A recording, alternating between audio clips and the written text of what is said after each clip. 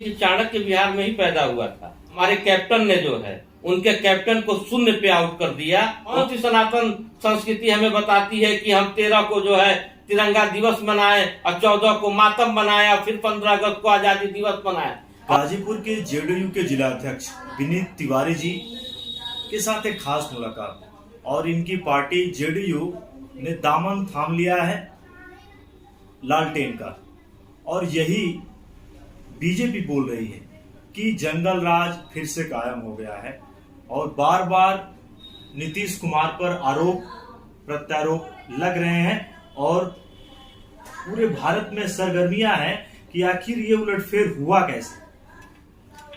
देखिए, जंगल राज का जो आरोप लोग लगा रहे हैं, उन लोगों से मैं पूछना चाहता हूँ, केवल कहना चाहता हूँ इतना कि जब महागठबंधन में रहते हुए माननीय नीतीश कुमार जी ने राष्ट्र हित में, राष्ट्र को सर्वोपरि मानते हुए कुछ ऐसे मुद्दों पर एनडीए के पक्ष में बयान दिए थे, जीएसटी और नोटबंदी को लेकर के। आप राष्ट्रपति के चुनाव देख लीजिए कि उन्होंने बिहारी अस्मिता यशवंत सिन्हा को न चुनते हुए एक भारतीय आदिवासी महिला द्रौपदी मुर्मू जी को समर्थन दिया। तो ये होता है एक राष्ट्र के प्रति समर्पित, राष्ट्र के प्रति भावना को। और रही बात जंगल राज की, तो उसी जंगल राज के चलते जब ऐसी बातों को उन्होंने भ्रष्टाचार का आरोप लगा तो छोड़ करके वो इधर आए। वो कुर्सी के प्रेमी नहीं है, जीरो टॉलरेंस के वो प्रेमी है। तो जीरो टॉलरेंस यदि रहेगा तो वो सत्ता में किसी के भी साथ रह सकते हैं, क्योंकि हम समाजवादी हैं। बात हो रही है नीतीश कुमार की, कह रहे हैं कि जितना हमने सम्मान दे दिया उतना कोई दूसरा सम्मान दे नहीं सकता। नीतीश कुमार ने, आप लोगों ने भारतीय जनता पार्टी के साथ विश्वासघात किया। एक बात बताइए, जब हम एनडीए के साथ थे, महागठबंधन के साथ थे, महागठबंधन से मिलकर के हमने जब चुनाव लड़ा, तो उस समय जब हम छोड़ करके और एनडीए के साथ आए, तो ये बताइए जनादेश का अपमान उस समय हुआ था या आज हुआ था? ये खुद बीजेपी के लोग सोच लें कि उस समय हमारी सीटें कितनी थी और बीजेपी की सीटें कितनी थी। लेकिन वहां पे जो है हमने जीरो टॉलरेंस को ध्यान में रखा और हम इधर आए। बात को समझिए कि 8 साल 8वीं बार मुख्यमंत्री का शपथ लिया है माननीय नीतीश कुमार जी ने। ये एक भारतीय राजनीतिक इतिहास में पहली ऐसी घटना है, और पहले ऐसे मुख्यमंत्री हैं जो 8वीं बार शपथ लिए हैं।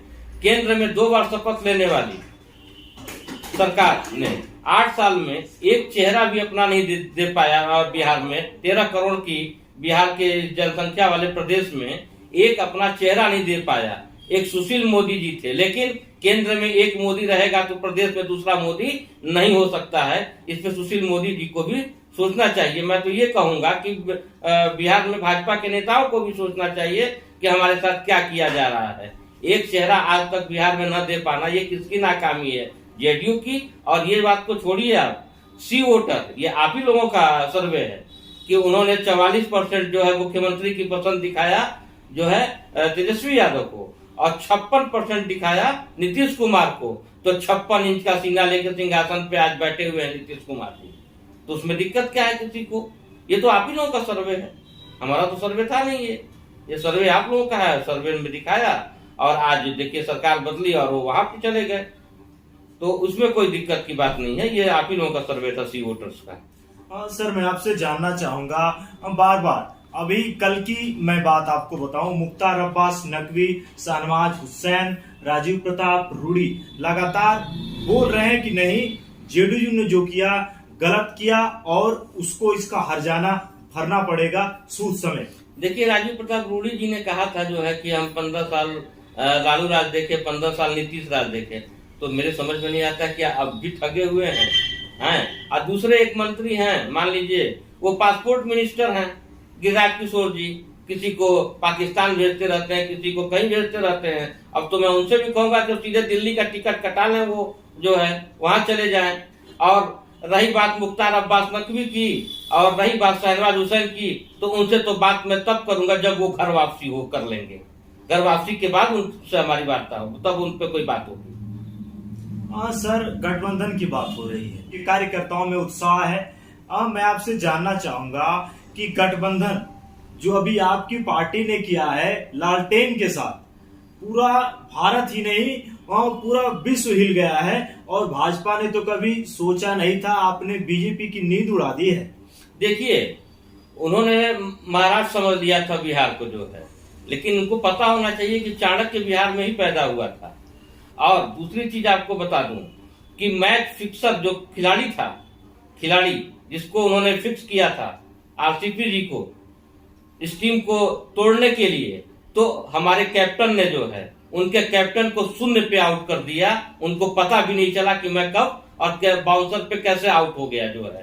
तो मेरे इस कप्तान हम जो पाले में रखता है, 8 बार बीजेपी हो कोई भी हो, पाले में अपने रखना ही सच्चे कप्तान की पहचान होती है। और वो कैप्टन नीतीश कुमार है, क्योंकि बिहार में बहार है, नीतीश कुमार है। सर, मैं आपसे जानना चाहूंगा, कार्यकर्ताओं में भी ये सरगर्मियां थी, नेताओं में भी। टेस्ट और वनडे खेलते खेलते जेडीयू ने अचानक 2020 खेल दिया। देखिए, हमारे जो कैप्टन हैं वो टेस्ट मैच के भी प्लेयर हैं, कैप्टन हैं, वो वनडे टीम के भी कैप्टन हैं और 2020 के भी कैप्टन हैं। 8 बार एक ही राज्य में लगातार मुख्यमंत्री की शपथ लेना, ये आपको नहीं दर्शाता है कि उन्होंने जिसको जब चाहा अपने पाले में रखा, और जो पाले में रखता है वही कैप्टन होता है। और बिकता खिलाड़ी है, कप्तान नहीं बिकता है।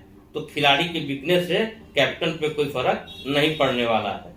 और भी क्षेत्रीय जो पार्टियां हैं आप लोगों से बातें कर रही हैं, ये किसी से छिपा नहीं है, लेकिन भारत की राजनीति में मैं देखूं राजनीतिक परिदृश्य में, तो विनीत तिवारी से मैं पूछना चाहूंगा कि इस गठबंधन का असर क्या होगा। और देखिए, जो आप बार आप कह रहे हैं कि लालटेन से गठबंधन नहीं है, एक मजबूत जो है वहां पे गठबंधन तैयार हुआ। इसमें सीपीआई, सीपीएम और कांग्रेस भी हमारे मतलब साथ है, आरजेडी साथ है, मतलब सभी लोग, हम पार्टी जीतन राम मांझी जी की कोई साथ है, और उसके बाद उनकी क्या कहते हैं साहनी जी की भी पार्टी साथ है। तो अब बीजेपी वहां अकेले है। आप देखिए, हमारे वोट बैंक, अभी सी वोटर का जो सर्वे दिखाया था, उसमें उसने दिखाया कि हमको 45 सीटें मिल रही हैं, बीजेपी को 82 सीटें मिल रही हैं। आप सीधे सीधे सोचिए, लेकिन मुख्यमंत्री की पहली पसंद कौन था? नीतीश कुमार। तो हमारा वोट तो ट्रांसफर बीजेपी को हो जाता था, लेकिन बीजेपी का वोट हम पे ट्रांसफर नहीं हो पा रहा था, न हो पाता था, जिसके चलते हमारे साथ, लेकिन हम छोटे हों या बड़े हों,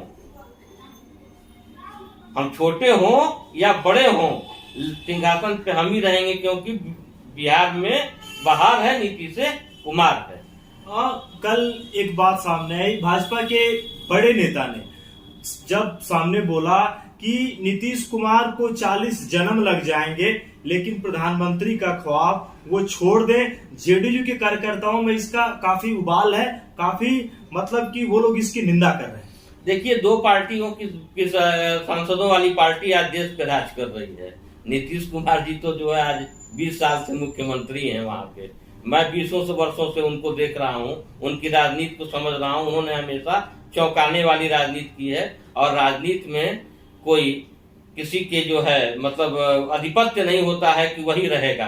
अब आगे समझ में आ जाएगा 2024 में कि सच्चा राष्ट्रवादी रहेगा या स्वघोषित राष्ट्रवादी रहेगा। तो अब तो लड़ाई मंडल बनाम कमंडल की हो गई है। तो अब देखते हैं, वही कमंडल बिहार में ही रुका था, अडवाणी का रथ, और देखिएगा आप मोदी का भी रथ यही नीतीश कुमार बिहार से ही रोकेंगे 2024 में। ये आपसे मैं दावे के साथ बात करता हूं। बहुत सारी बातें आपने की जो कि बेबाकी के साथ साझा की। सर, मैं आपसे जानना चाहूंगा, स्वतंत्रता की बात होती है, इस समय गर्मजोशी के साथ तिरंगे झंडे को लेकर लोग सड़क पे घूम रहे हैं, अपने घर के ऊपर लगा रहे हैं। बड़ी बात है, अच्छी बात है, देश प्रेम होना चाहिए। देखिए, तिरंगा यात्रा निकलनी चाहिए। तिरंगा हमारी जान है, हमारी शान है, हमारे देश का अभिमान है, इसमें कहीं दो राय नहीं है।